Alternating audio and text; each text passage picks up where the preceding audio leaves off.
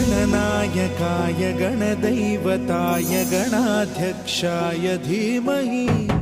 गुणशरीराय गुणमण्डिताय गुणेशानाय धीमहि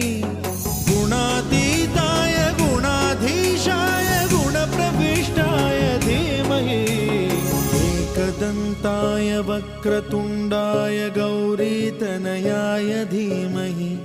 गजेशानाय भालचन्द्राय श्रीगणेशाय धीमहि